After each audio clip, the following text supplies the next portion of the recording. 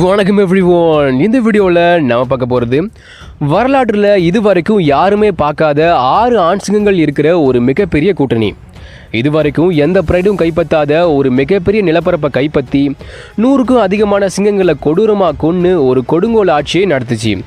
இதுங்களோட history எங்கே start ஆகுது அப்படிங்கிறதையும் எந்த அளவுக்கு கஷ்டப்பட்டு இதுங்க தங்களோட முதல் பிரைடை கைப்பற்றிச்சு, ஒரு டைமில் எந்த அளவுக்கு இதுங்க அசைக்க முடியாத சக்தியாக இருந்தது அப்படின்ட்டு மேபகோஸ் லைன்ஸோட எழுச்சியை தான் இந்த பார்ட் 1 வீடியோவில் பார்க்க போகிறோம். வாங்க வீடியோக்குள்ளே போகலாம். தென்னாப்பிரிக்காவோட வடகிழக்கில் அமைஞ்சிருக்கிற க்ரூகர் நேஷனல் பார்க்குக்கு மேற்கு பக்கத்தில் இருக்கிறது தான் இந்த சாபிசாண்ட் கேம் ரிசர்வ். இந்த சாபிசாண்டோட மையத்தில் பல தலைமுறைகளாக ஸ்பாட்டா அப்படிங்கிற ஒரு சிங்கக்கூட்டம் வாழ்ந்துகிட்டு இருந்தது. இந்த பிரைடுக்கு 2 தலைமை ஆண் சிங்கங்கள் இருந்தது. அது மட்டும் இல்லாமல் இந்த தலைமை ஆண் சிங்கங்கள் இன்னொரு பிரைடையும் கண்ட்ரோல் பண்ணி வச்சுருந்தது. 2002 வருஷம் ஸ்பாட்டா பிரைடில் 10 குட்டிகள் வளர்ந்துகிட்டு இருந்தது. இதில் தான் ஃப்யூச்சரில் சாபிசாண்டையே ஆள போகிற அந்த 5 குட்டிகளும் இருந்தது. ஸ்கார், பிரிட்டி பாய், ரஸ்தா, அப்புறம் முக்கியமாக கிங்கி டெயில் அண்ட் மிஸ்டர் டி.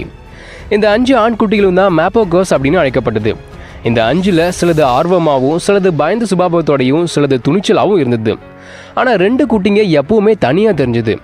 அது மற்றதை விட தைரியமாகவும் ஆக்ரோஷமாகவும் இருந்தது. ஒன்று கிங்கி டெயில், இன்னொன்று மிஸ்டர் டி. மேபகோஸ் கூட்டணிக்கு தலைவராகிற எல்லா அறிகுறியும் சின்ன வயசுலேயே இதுங்ககிட்ட தெரிஞ்சுது.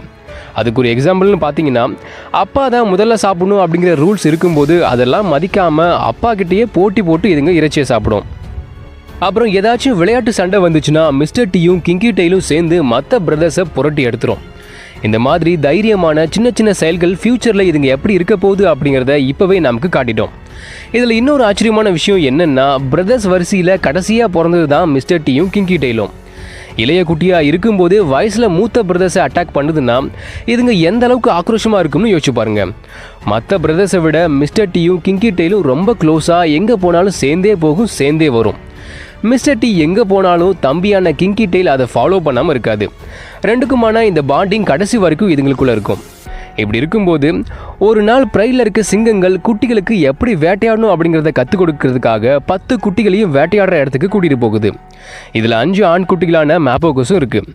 சிங்கங்கள் எப்படி வேட்டையாடணும் அப்படிங்கிறத குட்டிகளுக்கு கற்றுக் கொடுக்க ட்ரை பண்ணும்போது திடீர்னு பஃபலோஸ் கூட்டமாக சேர்ந்து திருப்பி தாக்க ஆரம்பிச்சிருது. இதில் பெரிய சிங்கங்கள் சேஃபாக எஸ்கேப் ஆனாலும் குட்டிங்க பஃபலோஸ் கூட்டத்துக்கு இடையில் மாட்டிக்குது. காட்டெருமைகளுக்கு சிங்கங்களை எப்போவுமே பிடிக்காது. இதில் குட்டிங்க தனியாக மாட்டிச்சுன்னா சும்மாவா விடும்? குட்டிகளை காற்றுல பறக்க விட்டு பஃபலோஸ் பந்து ஆடிடுச்சு. பாவம் ஸ்பாட்டா பிரைடோட 2 குட்டிகள் பஃபலோஸோட கொம்புகளுக்கு எரியாகிடுச்சு. ஆனால் இதில் என்ன ஒரு நல்ல விஷயம்னா, மேபகோஸ் குட்டிங்க இதிலேருந்து தப்பிச்சிருச்சு. விதி இதுங்களுக்கு ஃப்யூச்சரில் வேற ஒரு பிளான் வச்சிருக்கிறதால தான் இதிலேருந்து இதுங்க தப்பிச்சிருக்கலாம்னு தோணுது. அடுத்து 2003 வருஷம் மேபகோஸ் பிரதர்ஸுக்கு 1 வயசாகுது. இந்த டைமில் ஒரு அந்நிய ஆண் சிங்கம் ஸ்பாட்டா பிரைடோட எல்லைக்குள்ளே நுழையுது. எப்படியும் அது ஒரு நாடோடி சிங்கமாக தான் இருக்கணும். நாடோடி சிங்கங்களை எப்போவுமே தலைமை ஆண் சிங்கங்கள் பிரைட்லேருந்து அடித்து துரத்தி விட்டுரும். ஆனால் வழக்கத்துக்கு மாறாக தலைமை ஆண் சிங்கங்கள் எதுவுமே பண்ணாமல் அமைதியாக இருக்குது. இந்த மாதிரி எப்போவுமே நடக்காது. இப்போ ஏன் இப்படி நடக்குதுன்னு பார்த்தோம்னா, தலைமை ஆண் சிங்கத்தோட மகன் தான் இந்த புதுசாக வந்த சிங்கம். தலைமை சிங்கத்துக்கு எப்படா எங்கேருந்தோ பையன் வருவான் அப்படின்னு கேட்டிங்கன்னா, நான் முன்னாடி சொன்ன மாதிரி தலைமை சிங்கத்துக்கு 2 பிரைட் இருக்குது. ஸோ அந்த இன்னொரு பிரைடில் இருந்து தான் இந்த புது சிங்கம் வந்திருக்கு. இது ஸ்பாட்டா பிரைட்லேயே தங்கிக்கிச்சு. இதுதான் மக்குலுன்னு அழைக்கப்படுது. மக்குலோட வயசு 4 வருஷமாக இருந்ததால் மேபகோஸோட மூத்த சகோதரனாக இது மாறிடுச்சு. ஸோ இப்போ மேபகோஸோட எண்ணிக்கை 6ஆக மாறிடுச்சு. ஏன்னா மேபகோஸ் மக்குலுவை தங்களோட மூத்த சகோதரனாக ஏற்றுக்கிச்சு. அடுத்து எல்லா பிரைட்லையும் நடக்கிற ஒரு காமனான விஷயம் ஸ்பாட்டா பிரைட்லையும் நடக்குது. என்னென்னா, 2004 வருஷம் இனப்பெருக்க வயசில் இருக்க, அதாவது கிட்டத்தட்ட 3 வயசில் இருக்க மக்குலு உட்பட 6 மேபகோஸ் லைன்ஸையும் 2 அப்பாக்களும் சேர்ந்து சண்டை போட்டு பிரைட்லேருந்து வெளியேற்றுறாங்க. ஸ்பாட்டா பிரைட்லேருந்து வெளியே வந்த மேபகோஸ் தங்களோட நாடோடி வாழ்க்கையை ஸ்டார்ட் பண்ணுது. பிரைடில் செல்லமாக வளர்க்கப்பட்டதால் வேட்டையாட தெரியாமல் உணவுக்காக ரொம்பவுமே இதுங்க கஷ்டப்பட்டுச்சுங்க. நிரந்தர இடம் இல்லாதால் பல கிலோமீட்டர் தூரம் அலைஞ்சு திரிய வேண்டிய நிலைக்கு இதுங்க தள்ளப்பட்டுச்சு. பெருசாக இதுங்களுக்கு தன்னம்பிக்கையும் இல்லாதால் சின்னஞ்சிறுசெல்லாம் இதுங்களை சீண்டி பார்க்கும். உடம்புல வலிமையும் இல்லாதால் தலைமை ஆண்சிங்கங்கள் கூட சண்டை போடவும் முடியாது. ஸோ அதுங்களை பார்த்தா தெரிச்சு ஓடுறது தான் ஒரே வழி. இதுங்க கிட்ட அப்போ இருந்த ஒரே நம்பிக்கை இதுங்களோட எண்ணிக்கை மட்டும்தான். 6 சிங்கங்களாக இருந்ததால் சில ப்ராப்ளம்ஸை ஈஸியாக ஃபேஸ் பண்ண முடிஞ்சுது. ஸ்டார்டிங்கில் பெருசாக வேட்டையாட தெரியலினாலும் போக போக தங்களோட தப்பை திருத்திக்கிட்டு ஒன்றா சேர்ந்து வேட்டையாட ஆரம்பிச்சுது. ஹண்டிங் ஸ்கில்ஸ் ரொம்ப ஷார்ப்பாகிட்டே போனது. ஜிராஃப், பஃபலோ, ஹிப்போபோட்டமஸ், ரைனோஸ் அப்படின்னு பெரிய விலங்குகளையும் ஈஸியாக வேட்டையாடிச்சு. மற்றதுங்களை விட மிஸ்டர் டீயும் கிங்கி டெயிலும் தான் ரொம்ப ஆக்ரோஷமாக பஃபலோவை அட்டாக் பண்ணோம். மக்குலு எப்பவுமே வேட்டையை வழிநடத்துகிற வேலையை பார்த்துச்சு. ரஸ்தா, ஸ்கார், பிரிட்டி பாய் வேட்டையோட அடிப்படை வேலைகளை பார்த்துச்சு. இப்படி ஒன்றா சேர்ந்து அற்புதமாக வேட்டையாட கற்றுக்கிச்சிங்க. காலங்கள் போக போக பிடரி முடி வளர ஆரம்பிச்சுது. தன்னம்பிக்கை அதிகமாச்சு. உடம்புல வலிமையும் வந்துச்சு. ஒரு ஸ்ட்ராங்கான அசைக்க முடியாத மேப்பகோஸ் கூட்டணி உருவாகி இருந்தது. அதுவும் எப்படின்னா ஹிஸ்ட்ரியில் யாருமே பார்க்காத 6 ஆண் சிங்கங்கள் இருக்கிற ஒரு மிகப்பெரிய கூட்டணி உருவாச்சு. மக்குலு மற்ற பிரதர்ஸை விட மூத்ததாக இருந்ததால் அதுக்கு சீக்கிரமே கருப்பு பிடரி முடி வந்துருச்சு. ஸோ மேப்பகோஸ் கூட்டணிக்கு அதுதான் பாஸாக இருந்தது. மற்ற சிங்கங்களை அது இடத்துல அது வச்சுருந்தது. ஆனால் மிஸ்டர் டீக்கு தலைமை பதவி மேலே எப்பவுமே ஒரு கண் இருந்துக்கிட்டே இருந்தது. ஆனால் அதுக்காக அவசரப்படாமல் பொறுமையாக இருந்தது. இப்படி நாடோடியாக சுற்றி திரிஞ்ச மேப்பகோஸ் மக்குலு தலைமையில் ஒரு அசைக்க முடியாத கூட்டணியாக உருவாச்சு. நெக்ஸ்ட்டு இதுங்க தங்களுக்குன்னு ஒரு எல்லையை பிடிக்க புறப்பட்டுச்சிங்க. 2006 வருஷம் இதுங்களுக்கு முதல் பலிக்கடாவானது ஒட்டாவா அப்படிங்கிற ப்ரைடு. சாபிசாண்டோட வடக்கு பகுதியில் 4 ஆண் சிங்கங்களால் இந்த ஒட்டாவா ப்ரைடு ஆளப்பட்டுட்டு இருந்தது. மேப்பகோஸ் அதிரடியாக ஒட்டாவா ப்ரைடுக்குள்ளே நுழைஞ்சுது. தங்களோட கர்ஜனையால் 4 தலைமை ஆண் சிங்கத்துக்கும் எச்சரிக்கை கொடுத்தது. யூரின் மூலமாக எல்லையை மார்க் பண்ணி இது எங்களுக்கு சொந்தம்னு தெரிவிச்சது. அடுத்து ஒரு பயங்கரமான சண்டை நடந்தது. 6 மேப்பகோஸும் 4 தலைமை ஆண் சிங்கங்களை தெரிக்க விட்டுருச்சு. 4ல் 1 அங்கேயே கொல்லப்பட்டுருச்சு. மற்ற 3 தப்பிச்சா போதும்னு ஓடிடுச்சு. ஃபைனலாக மேப்பகோஸ் தங்களோட முதல் எல்லையை கைப்பற்றிருச்சு. ஆனால் இதில் ஒரு மோசமான விஷயம் என்னென்னா ஒட்டாவா ப்ரைடில் 3 பெண் சிங்கங்களும் முக்கியமாக 11 குட்டிகளும் இருந்தது. ஆண் சிங்கங்கள் எப்பவுமே ஒரு ப்ரைடை கைப்பற்றும் போது அதில் இருக்க குட்டிகளை கொன்னுடும். ஏன் அப்படின்னா மற்ற சிங்கங்களோட குட்டிகளை அதுக்கு சுத்தமாக பிடிக்கவே பிடிக்காது. தான் குட்டிகளை மட்டும்தான் அதுக்கு வளர்க்க பிடிக்கும். இந்த காரணத்தால் தான் மேப்பகோஸ் ஒட்டாவா ப்ரைடை கைப்பற்றின உடனேயே அதிலிருந்த 11 குட்டிகளையும் கொல்ல ட்ரை பண்ணிச்சு. ஆனால் பெண் சிங்கங்கள் கொல்ல விடாமல் தடுத்து சண்டை போட்டுது.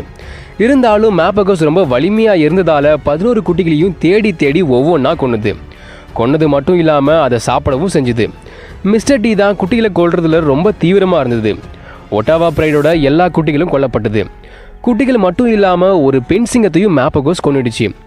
முக்கியமாக மிஸ்டர் டீ தான் பெண் சிங்கத்தை கடிச்சு கொதறி மூச்சு திணற வச்சு கொன்னுது. இது எல்லாருக்குமே ஆச்சரியமாக இருந்தது. எப்போவுமே ஒரு ஆண் சிங்கம் ப்ரைடை கைப்பற்றுச்சுன்னா அதில் இருக்க குட்டிகளை மட்டும்தான் கொல்லும். ஆனால் மேப்பகோஸ் வழக்கத்துக்கு மாறாக ரொம்ப கொடூரமாக ஒரு பெண் சிங்கத்தை கொண்டிருக்குங்க. இதுக்கான காரணம் என்னவா இருக்கலாம்னா அந்த பெண் சிங்கம் முன்னாடி இருந்த ஆண் சிங்கங்களால் ப்ரெக்னென்ட் ஆக்கப்பட்டிருக்கலாம். ஸோ அதனால தான் மேப்பகோஸ் அந்த பெண் சிங்கத்தை கொன்னதாக கெஸ் பண்ணப்படுது.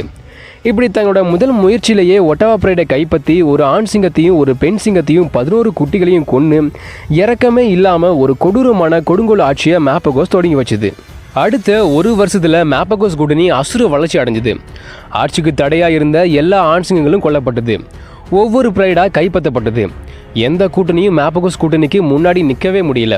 அடுத்த 1 வருஷத்தில் மட்டும் ஆண் சிங்கங்கள், பெண் சிங்கங்கள், குட்டிகள் அப்படின்னு 100க்கும் அதிகமான சிங்கங்கள் மேப்பகோஸால் கொல்லப்பட்டது. இந்த அளவுக்கான கொலைகளை இதுக்கு முன்னாடி எந்த கூட்டணியும் செஞ்சதே கிடையாது. தப்பிச்சா போதும்டா அப்படின்ட்டு பல ஆண் சிங்கங்கள் மேப்பகோஸுக்கு பயந்து பக்கத்தில் இருந்த க்ரூகர் நேஷனல் பார்க்குக்கு ஓடிடுச்சிங்க. அந்த டைமில் சிங்கங்களோட எண்ணிக்கை குறைஞ்சதுக்கு மேப்பகோஸ் ஒரு முக்கிய காரணமாக இருந்தது.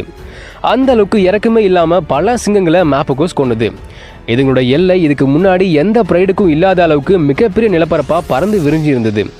சாபிசானோட பெரும் பகுதியை இதுங்க தங்களோட கண்ட்ரோலில் வச்சுருந்தது.